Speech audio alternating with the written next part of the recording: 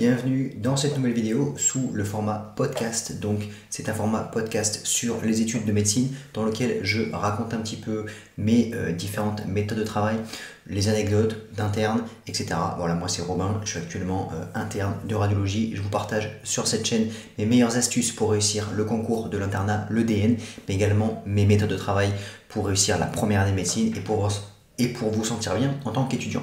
Donc j'ai proposé la dernière fois un format de type podcast sur lequel je parle un petit peu plus librement, de manière beaucoup plus simple et détendue que sur une vidéo classique. Et voilà, ça a plu, donc je vais reformuler un petit peu ce format. Pour ceux qui ont envie de passer directement au vif du sujet, je vous mettrai directement dans la description les timecodes. Et pour ceux que ça intéresse, c'est sympa pour le soutien, donc n'hésitez pas à commenter si ce genre de contenu vous plaît. N'hésitez pas à vous abonner si ce n'est pas déjà fait. Et nous, on va se retrouver tout de suite pour le podcast du jour, dans lequel j'aimerais un petit peu parler de manière décomplexée des différentes étapes qui sont pour moi indispensables pour créer une très bonne méthode de travail. Voilà, donc en gros j'aimerais vous découper ce podcast en 6 parties, d'accord? C'est les 6 parties que moi je propose pour pouvoir avoir une très bonne méthode de travail. Et la première chose, c'est que je trouve que les étudiants, de manière générale, ils ne mettent pas assez l'accent et ils ne saisissent pas l'enjeu d'avoir une bonne préparation mentale. Donc pour moi, la première étape pour pouvoir se créer une bonne méthode de travail, ça va être de réfléchir un petit peu à la mentalité, de se fixer des objectifs qui sont importants pour soi, de réfléchir un petit peu pourquoi on a envie de se dépasser, pourquoi on a envie d'un petit peu aller au bout, quelles sont nos intentions profondes. Et moi, c'est ce que j'ai fait durant, finalement, en première année, c'est vrai que je me suis lancé, vraiment, voilà, j'étais au lycée, je savais pas trop ce que je voulais faire, ça m'intéressait la médecine, mais pourquoi pas faire une école d'ingénieur, une école de commerce.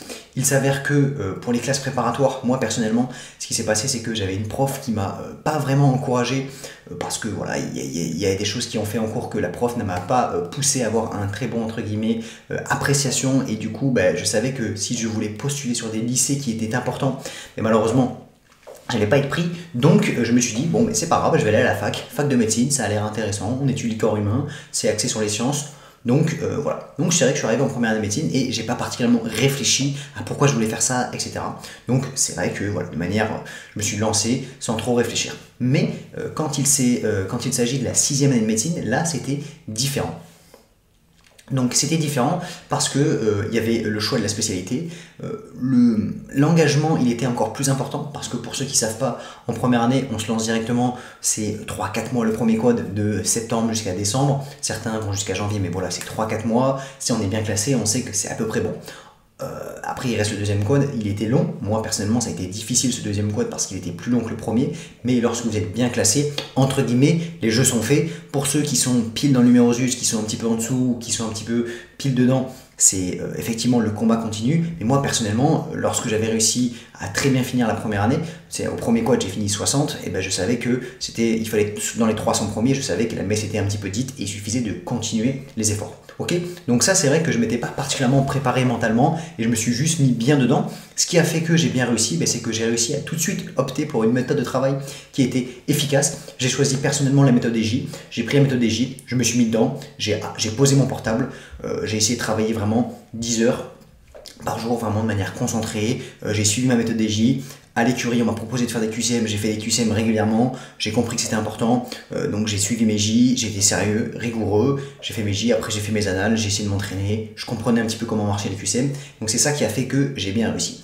Ensuite, en 6e année, l'enjeu est différent, parce que déjà le concours de la fin de 6e année, donc maintenant ça a été un petit peu réformé, c'est plutôt en fin de 5e année, mais à l'époque c'était à la fin de 6e année, et donc le programme de l'externat, donc l'externat c'est ce qui permet de préparer le concours de l'internat. Donc en gros, on a la première année, ensuite on a deuxième, troisième année dans lesquelles c'est plus tranquille, on en profite pour un petit peu profiter de la vie étudiante, on en profite pour travailler à côté et faire d'autres choses. Voilà. Et donc voilà. Et après, à partir de la 4e, 5e et 6e année, on est en train de préparer le concours de fin de 6e année. Donc moi, 4e, 5e année, j'ai bossé correctement. Je savais parce que voilà, il y avait des bonnes spécialités qui m'intéressaient, mais je ne m'étais pas encore vraiment déterminé en me disant il faut que je réussisse de manière exceptionnelle. Et c'est vrai qu'il y a eu cet été entre la 5e et la 6e année dans lequel je me suis dit ok, qu'est-ce que tu veux? Quelles sont les spécialités qui te plaisent, quels sont tes projets, quelles sont tes ambitions. Et en fait, au lieu de me dire je travaille comme un malade l'été entre la 5e et la 6e année. J'ai vraiment pris ce temps pour réfléchir à ce que je voulais, pourquoi c'était important, et donc j'ai fait des balades, j'ai fait un peu d'introspection sur moi-même, et j'ai vraiment déterminé ce que je voulais faire. Donc il y avait plusieurs spécialités, je ne vous dis pas de choisir une seule spécialité, mais je m'étais dit pourquoi pas chirurgie plastique, pourquoi pas cardiologie, pourquoi pas ophtalmologie, pourquoi pas radiologie. C'était les 4 spécialités qui me plaisaient, et je savais que si je voulais rester dans le sud, j'étais obligé de terminer vraiment dans le top 500. Donc je me suis dit, ok, c'est ça qu'il faut que je fasse, et ensuite j'ai été réaliste avec moi-même. Je me suis dit, je ne suis pas en retard, je ne suis pas particulièrement en avance, mais si je veux obtenir ce genre de spécialité, il va falloir que je me mette dans une disposition nécessaire pour y arriver. Donc j'ai été honnête avec moi-même, je me suis écrit sur un papier un petit peu pourquoi je voulais faire tout ça, toute la réflexion que j'avais. Ça peut être des fois assez basique pour certaines personnes, mais c'est important de réfléchir un petit peu, chacun a des envies différentes, et vous verrez que quand c'est difficile, parce que même si c'est sur un an qu'il faut travailler à fond, etc. On se décourage assez rapidement, on perd vite un petit peu le sens de ce qu'on fait, et quand on passe des journées à travailler, vous verrez que le principal ennemi de la réussite, c'est l'ennui, parce qu'en fait les routines c'est toujours pareil et on finit par s'endormir dans son quotidien. Donc c'est important de trouver du sens dans ce que vous faites. Donc voilà, donc c'est pour moi, c'est la première étape, c'est de travailler un petit peu sur cet aspect mental, de réfléchir pourquoi c'est important pour vous, qu'est-ce que vous voulez vraiment faire, et en fait voilà, de prendre du recul. Et n'hésitez pas à faire ça durant vos vacances ou bien durant les week-ends, je peux vraiment vous inciter à faire ça. Donc ça c'était pour moi la première étape du plan pour pouvoir avoir une bonne méthode de travail, parce que vous verrez que tout est relié et il ne suffit pas simplement d'apprendre ses cours par cœur, il y a plein de choses à faire autour pour pouvoir travailler correctement. Donc ensuite, la deuxième étape, ça va être justement de se mettre en place un planning, un plan de révision, parce que si vous n'avez pas de plan d'action précis, vous n'allez pas savoir. En fait, vous allez faire un petit peu au hasard, vous allez travailler tel cours, après vous allez changer de méthode, après quand vous allez arriver sur votre bureau, vous allez improviser, et c'est la meilleure façon de se perdre, c'est la meilleure façon de ne plus savoir où vous allez et de perdre son temps et son énergie. Et donc c'est pour ça que moi je peux vraiment vous conseiller et c'est ça que pour moi les 2 premières étapes, c'est vraiment la phase préparatoire. Donc vous réfléchissez pourquoi c'est important pour vous, et après deuxième étape, vous réfléchissez un petit peu comment je vais pouvoir travailler, quelles sont les actions que je vais pouvoir mettre en place, que ce soit la routine ou que ce soit un petit peu les actions, enfin le planning de révision précis, finalement. Imaginons que vous êtes en 4e année, ok, qu'est-ce que je fais? Est-ce que je vais en cours? Est-ce que je vais pas en cours? Est-ce que je fais le planning de la fac? Ou bien est-ce que je prends les collèges? Je prends, je sais pas, imaginons il y a 30 collèges, je sais que c'est le programme sur 4e, 5e année, je coupe la moitié, donc je prends 15 collèges en 4e année, 15 collèges en 5e année, et il y a tant de jours, et je divise, et je fais tant de cours par jour. Ça peut être ça. Moi, c'est ce que je peux vous conseiller, tout simplement parce qu'à la fac, en fait, le programme de la fac, on s'en fout. Le but de l'internat, c'est d'être prêt sur les collèges. Vous avez un programme qui est national, donc peu importe ce qu'on vous fait à la fac, tant que vous connaissez vos collèges, vous êtes prêt pour le concours de l'internat. Donc ça, c'est vrai que c'est un avantage, et ça vous permet finalement de vous ajuster et de travailler comme vous voulez. Ce qui est vrai, c'est qu'il y a certaines facs dans lesquelles c'est plus ou moins obligatoire d'aller en cours. Nous, à ma fac, on pouvait, si on voulait, ne pas aller en cours entre guillemets, c'est nos amis qui signaient pour nous, et voilà. Donc, moi j'ai des amis qui sont allés en cours et qui ont très bien fini, notamment un pote qui a fini 40e et qui, au concours de l'internat, qui a fini 40e, qui allait tout le temps en cours. Moi, je n'allais jamais en cours.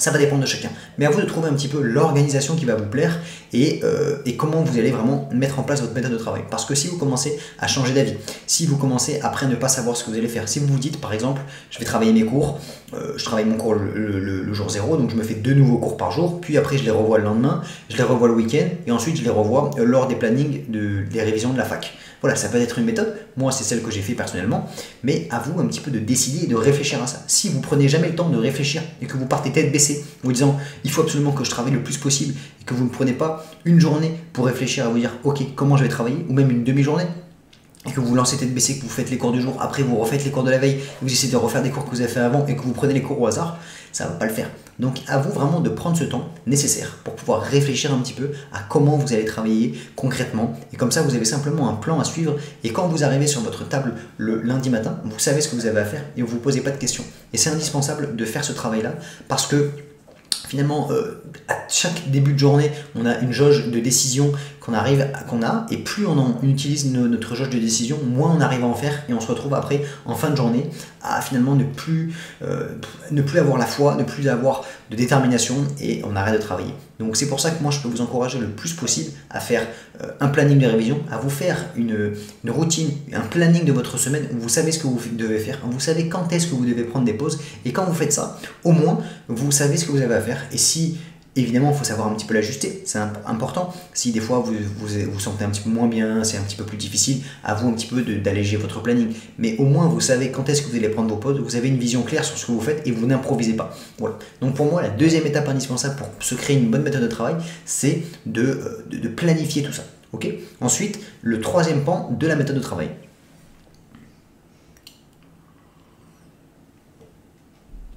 Donc le troisième élément de la méthode de travail, ça va être, avant de travailler concrètement sur notre cours, c'est d'apprendre à travailler de manière concentrée, efficace. C'est indispensable. Si vous ne savez pas travailler de manière concentrée, vous n'allez jamais pouvoir travailler efficacement.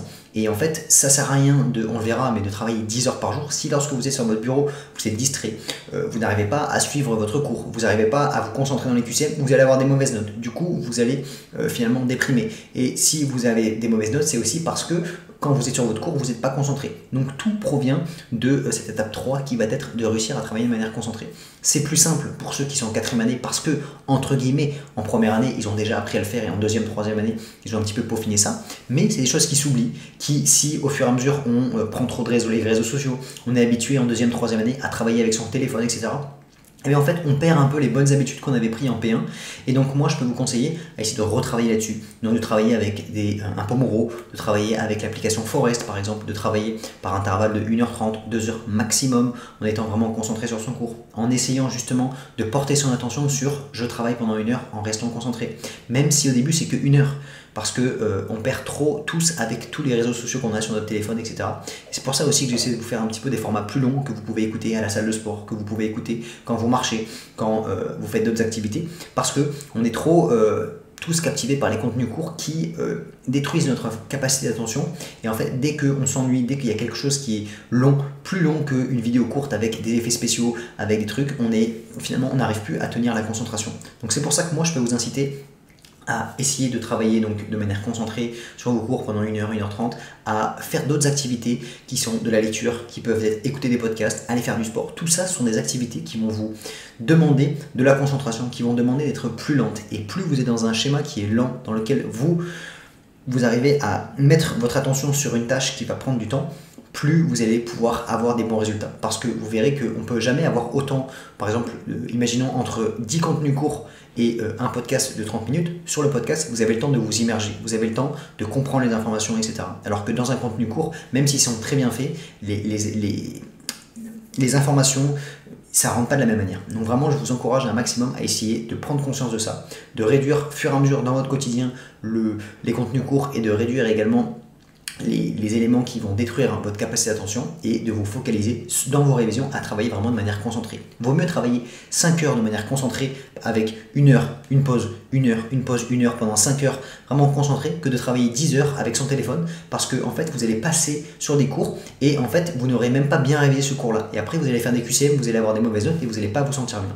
Donc c'est vraiment important de comprendre cette nuance là et de focaliser son attention. Et après, moi je me rappelle quand j'étais en 6e année, à la fin j'arrivais à faire vraiment 3 fois 4 heures, prenant vraiment très concentré. Je faisais 2 heures, petite pause, 2 heures, grosse pause. Et vraiment j'étais hyper concentré. Et en fait mon super pouvoir il était là, c'était de travailler de manière concentrée. Donc après, il y a plein d'éléments, et ça je le détaille dans plein de vidéos. Là je le détaillerai peut-être dans d'autres vidéos aussi, mais il y a plein d'éléments qui font que pour pouvoir maximiser votre capacité d'attention, de concentration, il y a plein de choses à mettre en place. De travailler avec des boules caisses, de travailler de manière concentrée, d'avoir un bon bureau, etc., etc. Mais voilà, donc mettez un accent sur cette capacité à vous concentrer et vous verrez que ça va vraiment vous permettre d'avoir de bons résultats. Ensuite, la quatrième chose à mettre en place, ça va être donc des méthodes de travail qui sont efficaces, qui vont être actives. Si vous êtes simplement sur votre livre, sur votre cours, en train de feuilleter, en train de juste simplement voilà, prendre votre cours et vous faire bonne conscience de le lire, malheureusement, ça ne va pas du tout suffire. Et vous allez faire rentrer les informations dans une oreille et ça va ressortir par une autre. Donc c'est important de mettre en place plusieurs méthodes de travail qui vont être active. Donc après pour ça, il y a plein de méthodes différentes. Ça peut être de travailler avec des flashcards. Donc il y a des gens qui bossent avec des flashcards. Il y a des gens qui vont travailler avec moi. Par exemple, j'ai fait une espèce de version modifiée des flashcards dans lesquelles j'étais sur Notion et je m'étais fait des Toggle avec des questions. Et c'était l'intitulé, c'était une question, et après il y avait la réponse dessous, mais elle n'était pas visible dans un premier temps. Donc ça, j'ai déjà fait des vidéos détaillées dessus. Donc si ça vous intéresse, n'hésitez pas à aller faire un tour sur ma chaîne. Il y a des vidéos qui parlent de ça. Mais voilà, j'ai essayé d'adapter un petit peu ma révision de façon active, parce que Si vous ne travaillez pas activement et que vous ne revoyez pas régulièrement vos cours, etc., vous n'allez jamais retenir vos cours sur le long terme et en fait vous allez toujours vous battre contre le temps parce qu'il y a énormément d'informations à comprendre. Donc c'est indispensable de vraiment mettre en place des méthodes de travail qui sont actives pour pouvoir rentabiliser votre temps. Comprenez qu'en fait le plus important c'est en fait juste de travailler 10 heures par jour, ça suffit pas. Il faut pouvoir travailler 10 heures qui soient concentrées et 10 heures qui soient efficaces. Parce qu'en fait, il y a tellement de choses à savoir que sinon, en fait, on mettrait toute une vie à apprendre tout le programme de l'internat. Donc c'est pour ça qu'il va falloir mettre en place des bonnes méthodes de travail pour rentabiliser un maximum ce temps-là et vraiment être efficace. Et le plus important, c'est d'être efficace et d'être pertinent. Si vous n'êtes pas pertinent dans vos révisions, vous allez vous perdre. Donc pour être pertinent, c'est très simple. C'est, en fait, moi, j'ai compris ça un petit peu vers la fin, c'est que pour pouvoir être pertinent,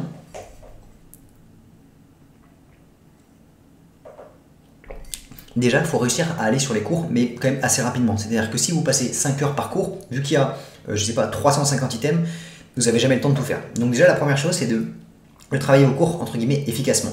Et le deuxième élément, c'est de faire des QCM régulièrement sur les cours pour pouvoir comprendre les choses qu'on attend de vous. Et quand vous arrivez à faire ça, que entre les QCM des QI, les QCM des dossiers progressifs et les QCM des annales, vous arrivez un petit peu à saisir l'enjeu du cours, quelles sont les questions clés que les examinateurs ont besoin de vous poser et quels sont les éléments que vous allez retrouver par la logique et quels sont les éléments du cours qui, eux, nécessitent du par cœur. Et quand vous arrivez à faire ce travail-là, de vraiment décortiquer intérieurement, c'est-à-dire que moi, c'était presque inconscient à la fin. Je savais parfaitement, quand je lisais mon cours, ça c'était important à savoir sur le terme physiopathe, ça c'était important en termes de clinique, mais je le retrouvais avec mon raisonnement. Ça, il y avait quelques éléments à connaître par cœur, et après, il y avait des éléments que j'allais retrouver. Et quand vous arrivez à vraiment développer cette pertinence dans vos révisions, en fait, vous allez vraiment travailler beaucoup plus efficacement. Vous n'allez pas passer des heures et des heures sur certaines parties de cours en pensant qu'il faut les apprendre par cœur, parce que vous savez que soit ça tombe très peu, soit ça n'a pas de, c'est pas nécessaire de le connaître. Et donc en fait, en faisant ça, vous arrivez à réduire votre charge mentale, vous allez réduire votre stress, vous allez pouvoir être beaucoup plus pertinent et efficace dans vos révisions.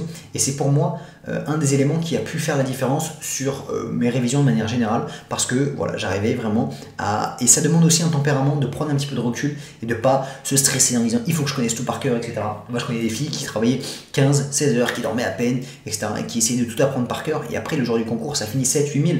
Et en pensant qu'on a travaillé très bien, mais la vérité, c'est que c'est pas comme ça que ça marche. La vérité, c'est que le plus important, c'est d'être vraiment efficace et pertinent dans ses révisions, d'arriver à saisir l'enjeu, parce que le but du concours, c'est quoi? C'est de répondre au dossier progressif, de répondre au QI. Le but, c'est pas, on vous donne pas un item et on vous dit réécrivez l'item par cœur. Non, le but, c'est de pouvoir développer ce raisonnement médical. Et donc, pour ça, ça va nécessiter du recul, ça va nécessiter de la compréhension du cours de 1, mais de la compréhension également des questions qu'on vous pose. Et quand vous arrivez à prendre ce recul nécessaire, que vous arrivez vraiment à saisir tous ces enjeux-là, là vous allez pouvoir avoir de très bons résultats. Et ensuite, après, évidemment, il faut mettre en place d'autres méthodes pour pouvoir, par exemple, stratifier les éléments qui sont plus ou moins importants, moi je m'étais fait une liste complète des éléments à connaître par cœur ou non, etc. Il y a plein d'éléments qui rentrent en compte, mais pour moi, ça c'est un des éléments majeurs qui va vraiment permettre de réussir de manière significative au concours. Voilà, donc ça c'est l'étape 4, c'est de mettre en place des méthodes de travail qui sont actives, c'est indispensable. Ensuite, l'élément numéro 5, ça va être un petit peu d'apprendre à gérer le stress et d'ajuster son plan de révision. Parce que on va mettre en place dans l'étape 2 un plan de révision qui va être précis, mais il faut aussi pouvoir l'ajuster au fur et à mesure en fonction de plusieurs éléments. Ça va être de sa fatigue, ça va être également en fonction de son état mental. Il y a des moments où on se sent moins bien. Moi je me rappelle en février de ma 6e année, c'était trop, je commençais à en avoir marre, c'était au milieu de l'année, c'était avant les concours blancs, donc j'avais pas encore ce boost où j'avais très bien fini, où je m'étais dit ça y est j'y suis, je suis en train de finir mon premier tour. Donc ça y est, ça commençait, la tension commençait à monter. Et donc, j'ai décidé pendant 2 semaines, au lieu de travailler jusqu'à 22h, travailler uniquement jusqu'à 18h. C'est-à-dire que je faisais mes 2 premiers blocs de 4 heures. Je faisais quand même 8 heures par jour. Et après, le soir, je prenais un peu plus le temps de m'aérer, de faire du sport, de discuter avec ma famille pour pouvoir un petit peu me recentrer et récupérer l'énergie. Donc ça va être important également de faire attention à ça pour ne pas finalement rester quand même constant et garder une bonne altitude de vol, parce que vaut mieux diminuer un tout petit peu parfois son altitude pour reprendre de l'énergie et repartir, plutôt que d'essayer de maintenir son altitude et finalement de se cracher et de ne plus repartir. Parce que je connais des étudiants moi j'avais un pote qui a finalement, qui en 4e, 5e année il s'était mis un rythme qui était trop important, et en 6e année, en fait il n'a pas bossé jusqu'à 3 mois ou 4 mois avant le concours. Et après, à la fin, il s'est dit, bon, là, il faut que je fasse quelque chose. Du coup, il s'est réveillé. Mais c'était trop tard. Donc, la vérité, c'est que le plus important, c'est d'être constant sur le long terme. Et donc, pour ça, il faut mettre en place, donc on a dit, un bon plan de révision et pouvoir l'ajuster, faire des petits ajustements au fur et à mesure. Et ensuite, le deuxième pan de cette 5e étape, ça va être de savoir gérer son stress. Parce que malheureusement, les étudiants qui arrivent trop stressés, qui se font ronger par le stress, que ce soit le jour du concours, mais au quotidien, ils n'arrivent pas à avoir la clarté d'esprit justement pour prendre ce recul nécessaire, pour se sentir bien. C'est pour ça que moi, j'ai toujours prôné même si c'était se préparer comme un sportif de haut niveau, c'est-à-dire, oui, travailler 10 heures, 12 heures par jour de manière concentrée et efficace, je vous dis pas, moi j'ai jamais vendu, ou je me suis jamais vanté d'avoir réussi en travaillant 3 heures par jour. C'est faux. Par contre, la vérité, c'est que je travaillais beaucoup, mais autour, je me couchais pas à 3 heures du matin pour me réveiller à 6 heures pour travailler. La vérité, c'est que tous les jours, je faisais un petit peu de sport. Tous les jours, je mangeais bien. Tous les jours, je dormais 8 heures. Et donc, ce qui est important, c'est de gérer son stress en mettant en place un écosystème tout autour de ces révisions pour que l'optimiser au maximum. Et la vérité, c'est que c'est pas uniquement quand vous êtes sur votre table, c'est tout ce qu'il y a autour. Donc, si vous mangez bien, si vous faites attention à votre sommeil, si vous faites de l'activité physique, si vous prenez des pauses qui sont intelligentes, etc., vous allez vraiment optimiser tout ce qu'il y a autour de vous pour pouvoir vraiment travailler dans les meilleures conditions. Et donc ça, c'est indispensable de pouvoir gérer ça au quotidien parce que malheureusement, sinon, vous allez finalement craquer, vous allez tout le temps être stressé, de vous dire il faut absolument que je révise tout le temps, etc. etc. Et donc, si vous ne mettez pas... Et en fait, ce qu'il faut comprendre, c'est que toutes les étapes du plan sont indispensables. Si vous sautez une étape et que, par exemple, vous ne mettez pas en place un plan de révision avec des pauses qui sont régulières et vous savez quand est-ce que vous prenez vos pauses, pourquoi vous les prenez et qu'est-ce que vous allez faire dans vos pauses, mais en fait, vous allez vous dire ah, il faut que je travaille tout le temps, etc. Quand vous prenez une pause, vous allez stresser parce que la pause n'était pas prévue. Et donc, c'est pour ça que toutes les étapes sont à respecter et à suivre. Voilà.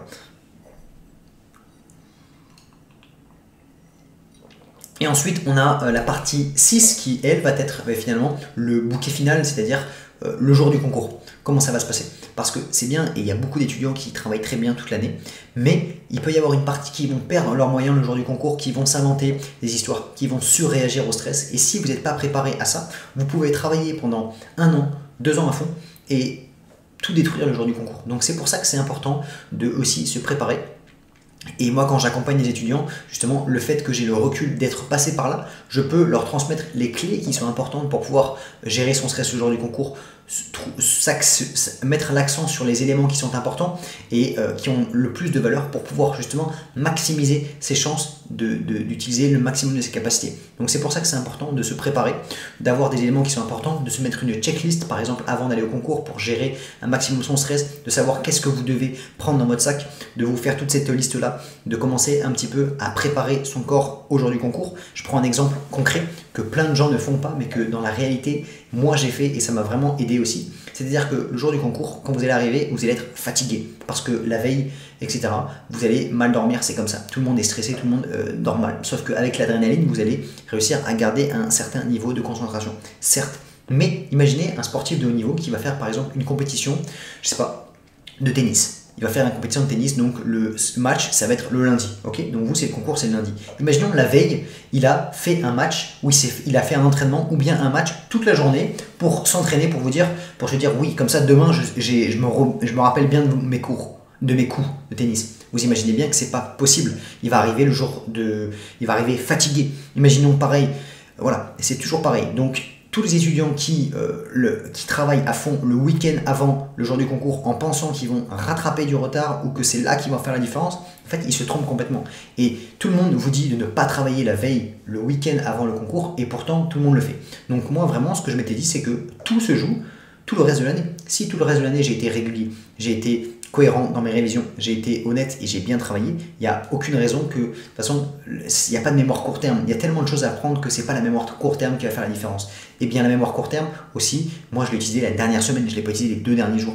Donc vraiment, j'ai préféré ne pas travailler ce dernier week-end pour vraiment me reposer, arriver l'esprit le plus clair possible, prendre le temps de me coucher à 21h, même si je mettais du temps à m'endormir, à lire tranquillement, à lire des livres qui me recentrent, à écrire un petit peu dans mon journal pour me dire ok, je sais ce qui m'attend demain, pourquoi j'ai fait tout ça, etc., que c'était le grand jour. Et voilà, quand vous faites ça, vous arrivez beaucoup plus reposé le lundi et vraiment prenez un petit peu cette métaphore du sportif de haut niveau qui va, au lieu de faire son match de tennis le lundi et d'arriver reposé, il aura joué tout le week-end, il va être rincé, il en aura marre du tennis. Voilà, donc comprenez que c'est important d'avoir ce petit recul et de faire cet effort nécessaire parce que malheureusement il y a trop de gens qui négligent ça. Voilà, et une petite astuce bonus pour tous ceux qui sont restés jusqu'à la fin, ça me fait très plaisir que vous soyez jusque là, c'est justement le jour du concours, il y a un élément très important à prendre en compte si vous voulez maximiser vos chances parce que vous verrez que même si vous êtes très bien préparé, et moi personnellement je savais que j'étais bien préparé et a posteriori je le sais encore plus parce que ça a bien marché,